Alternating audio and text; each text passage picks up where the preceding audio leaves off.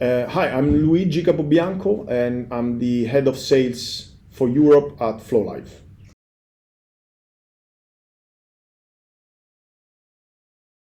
floLIVE is a leading enabler of global connectivity and network infrastructure.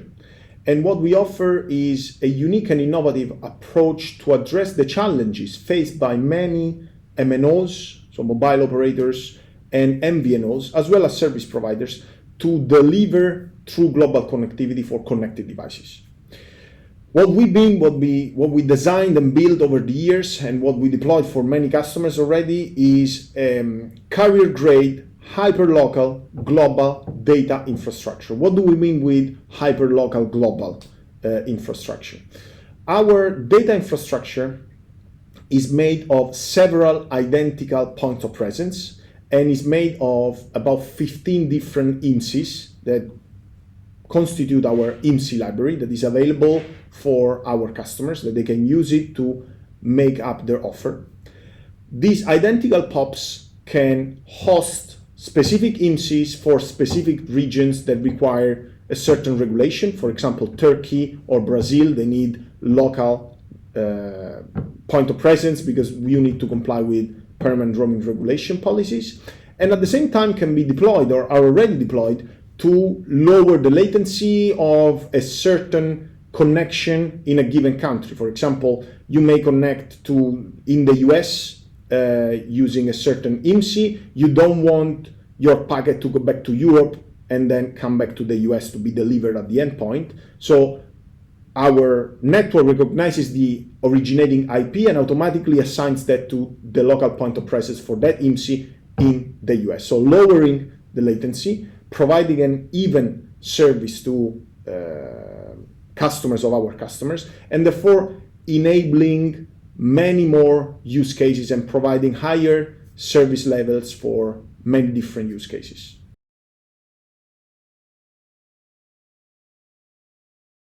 The whole market has undergone a true digital transformation, especially OEMs and global connected enterprises have become more and more knowledgeable, have more experience when it comes to connected devices, and therefore both their understanding and their needs move to the next level. And at the same time, IoT applications grew in complexity. This means that today we have more connected devices. We will have more connected devices going forward, that the same device can consume more data. Think about the POS. A POS 5 years ago was a quite simple device that consumed about 2 to 5 megabytes a month. Now it's a device that can easily consume 100, 150 megabytes a month. So this is definitely good for the industry, but this also means that the end customer, the enterprise, the OEM have to deal with more complex scenarios. And this means that the evolution in their level of knowledge sometimes ended up resulting in poor experience for many of them. And this means poor SLAs, because simply very often infrastructures to deliver connectivity were not built or are still not built for this kind of job, for this scope. Inflexible pricing models and inflexible business models in general. So it's sometimes difficult to use the same provider of the same offering for slightly different use cases, or it's difficult to scale up.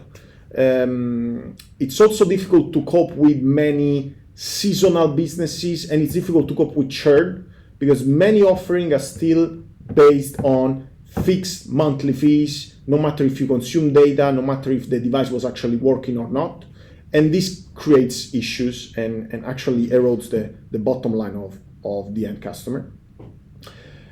The limited support has also been an issue in some cases. I'm not talking about the customer support that other providers can provide to end customers, but I'm talking about the support that connectivity management platforms offer automatically as troubleshooting tools. So having real-time events displayed in the connectivity management portal, clearly understandable for every user, is important to reduce the pressure on the connectivity provider, on the customer service of the connectivity provider, and to deliver adequate support levels to the end customer.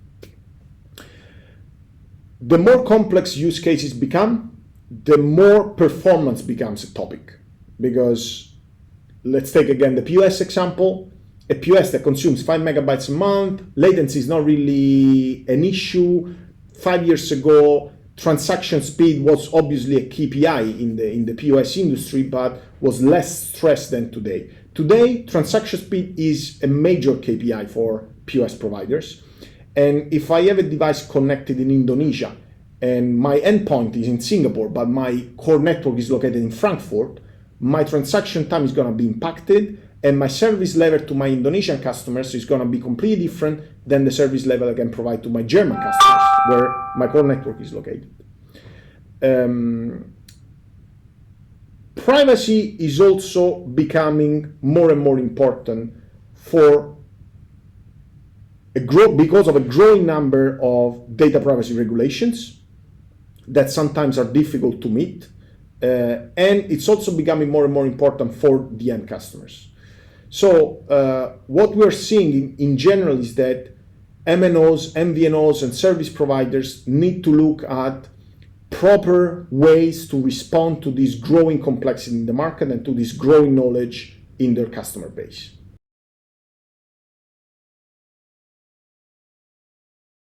Serving this new evolved market is not an easy task, and it becomes even tougher when your offering is based on legacy technology and legacy product solutions. So traditionally, for example, connectivity providers used the same core network for consumers and IoT devices. The issue is that the ARPU of a smartphone is much higher than the ARPU of a gas meter. So for many of them, profitability has always been an issue, and it is an issue, and it will be an issue going forward because competition is rising more and more. So this is an example where a dedicated IoT core network, which is structured in a way that lowers the OPEX, so the cost of running it per each device, means that the connectivity provider can offer connectivity to the end customer at a more competitive price without decreasing their profitability. At the same time, connectivity management platforms need to be flexible. It needs to be easy to apply a change. It needs to be easy to release a new feature. The market is used to connectivity management platforms that have a release every year. And this is, the status quo because this makes this platform stable. Nowadays, we have technologies that allow platforms to be stable, even though companies can issue a release every quarter, even every month. So this means that, for example, floLIVE can receive inputs from its customer base, can evaluate the priorities, and can put into production new features on a quarterly basis, or even quicker if needed, so that the changing behavior of the market can be met constantly. Another large and very important component of a connectivity offering is the billing system, the BSS. We are used to billing systems that are not real time, so usually charges are lagging 24 hours or few hours anyway. With the growing amount of prepaid requests, prepaid propositions on the market, it's really important to have real-time billing system because this can prevent fraud, and this means that connectivity providers can provide prepaid solution with peace of mind. But real-time billing system is also important because it's possible to have real-time CDRs, it's possible to have real-time signaling events, which make it easier to be more accurate in invoicing, reduce the stress on customers receiving wrong invoices, and real-time signaling events make it easier to troubleshoot, reducing the pressure on customer support functions and increasing the level of satisfaction of customers. So the way to respond to this changing market is adopting more modern solutions.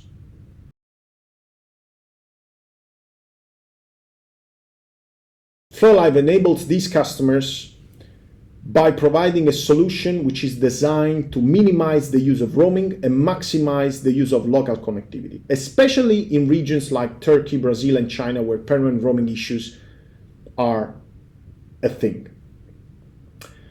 The solution that floLIVE provides, which we call Hyperlocal Global Network, which, as I said before, is made of several identical point of presence distributed globally.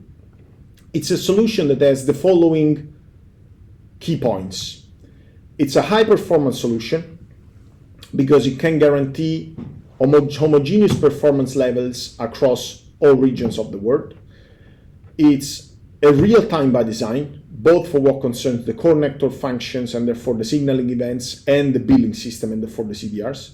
And it's what we define multi. So it's a multi-tenant connectivity management platform, which doesn't need separate instances. So starting requires a really low capex compared to other solutions. It's a multi-tier, therefore it supports the channel partner value chain, the reseller's value chain, the distribution, because each sub-account can have a number and an unlimited number of sub-accounts, and these sub-accounts can have sub-accounts in turn and so on. So the connectivity provider can sell it via channel, and that channel can sell it to enterprises, for example.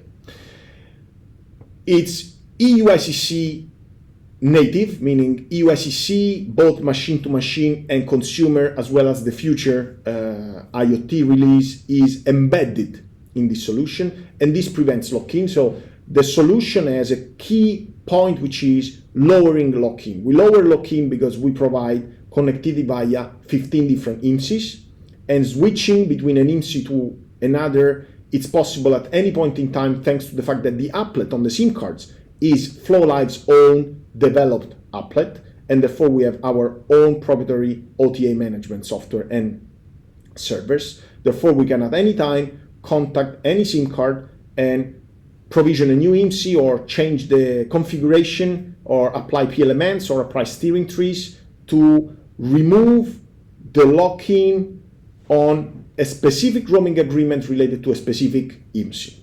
Of course, we don't even have the network lock-in because with every IMSI, we always provide more than one network in every country. Therefore, there's always redundancy. But the beauty of this is that on top of this, we also provide multi-IMSI on EUICC, meaning that our customers can enjoy the low cost of switching between one IMSI to another, and the beauty of developing a multi-IMSI solution that can really provide them the optimal coverage in the footprint that they need. But at the same time, if they want, whenever they want, they can move to another provider. They can leave floLIVE and move, thanks to EUICC, to another provider. Two more things are limitless amount of customization, because the beauty of floLIVE is that 100% of what we do is develop, produce, maintain in-house. So we are able to customize the BSS, the core network, the SIM applet, and the connectivity management platform. And the low marginal unit cost, because as I said, our solution, including the BSS and the core network, are made for connected devices and not for smartphones, are made for IoT. Therefore, our cost and our customers' costs is adapted to this kind of applications, and this results in having a low marginal unit cost. So it's easy for our customers to scale up without having a very high OpEx to deal with.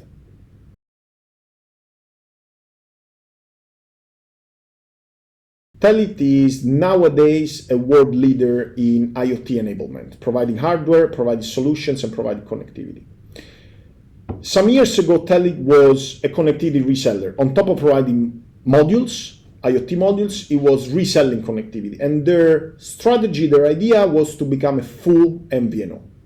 So they approached floLIVE, and together, within 12 months, we managed to deliver full core networks in 3 different locations, so Sofia, Frankfurt, and on AWS Cloud, 4 dedicated IMSIs that Telit brought, and therefore nowadays they are able to be a full MVNO, as well as to use the entire IMSI library that we offer to cover situations like, for example, Brazil, where permanent roaming solutions are needed. So Telit is now a cross-vertical player in the IoT space, and this has been achieved thanks to floLIVE products. The other one is SI, which is a global provider, a well-known global provider of IoT connectivity. The challenge that SI faced is the fact that they wanted to roll out IMSI localizations to offer connectivity in multiple regions of the world. Now, traditionally, there are methods to do it, like using multiple MNOs, but this is costly and is really complex to handle. Therefore, what we did together with SI is to provide them with a full infrastructure for their connectivity, which is deployed globally with POPs in several regions of the world. And this reduced considerably their operational cost and eliminated completely the complexity that they had to manage all these multiple MNO integrations. So SI can now provide a better support and a better solution globally to all its customers.